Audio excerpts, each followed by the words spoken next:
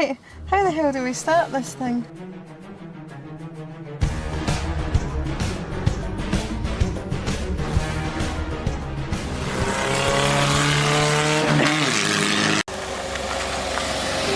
Well, what can I say about this Lada Samara? It was really only made for the Western market, so it kind of shows they didn't really think very much of us. I can't understand what Callum would want to do with that Lada. Oh, Jesus Christ. I mean, it might ride better, granted. This is blatantly the best communist car here. The Zastava Corral was launched in 1984 and was basically a Fiat 127 with all the exciting bits thrown away and replaced with a Yugoslavian tat. I think we pull the button down here.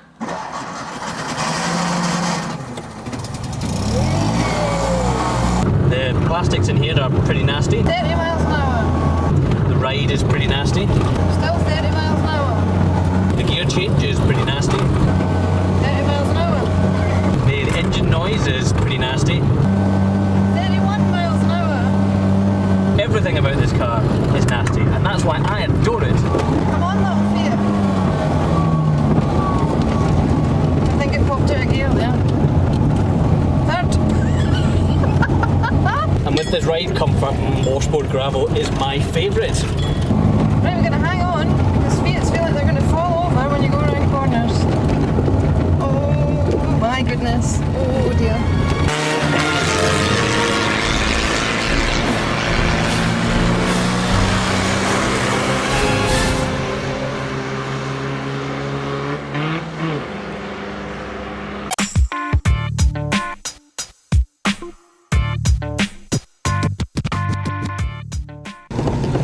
I don't know what Brown and Carmoody are thinking.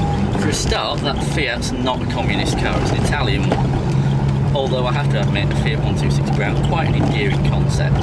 And as for that Lada, come on, Cameron. It's an absolute heap, it's a shed. Why would you want that when you could have this? As well as its rather fetching Vericas Fade Blue, this Yugo 45 spots a 903cc engine.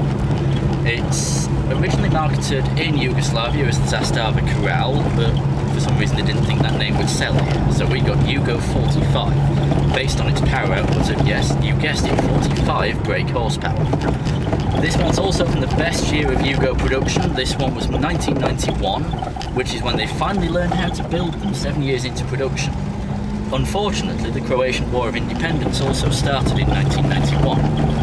That means that the supply lines and parts are interrupted, and just as Yugo learned how to build it properly, things went wrong. Later cars could come with a brown dashboard but blue seats because of parts supply issues, and by 1996 Yugo basically gave up the ghost, ran out of spare parts and stopped building it.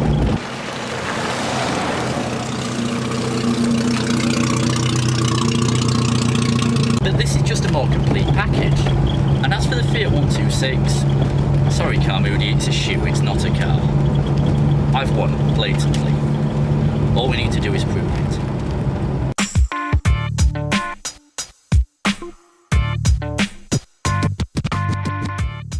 Sam says that his Yugo is the best Soviet car that you can buy, and quite frankly I think he's a liar, because he has not considered the Lada Samara. And I mean, I'm going to look at it this way. The Yugo's like the Russian Mini. It's quite endearing, but it's also quite awful.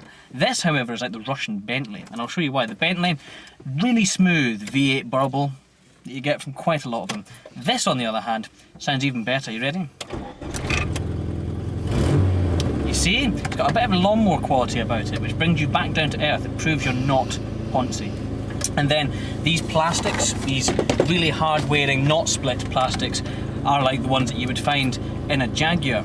It's also got this button here. Don't know what it does. I'm too scared to press it. But it's like a racing car, because racing cars have red buttons. There's not really much else to talk about the interior because it's basic, like a Land Rover. I would mention the radio, but it isn't working. So instead what we're going to do is we're going to do an acceleration test, because like an Aston Martin with its V12 engine, this can do, and I know because I've done it, 1,000,000 miles an hour. It can also do 0 to 60 in a sneeze. It's a prolonged sneeze, but it's still a sneeze nonetheless, as we shall now demonstrate. So we're going to try to go for the Lada world speed record in my Bentley lawnmower. Wheel spin!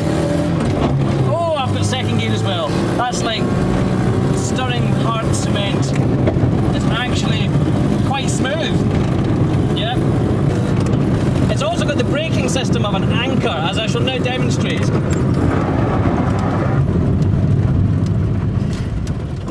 That went well because we're not dead, just like a Renault with its 5-star Euro NCAP crash test safety rating.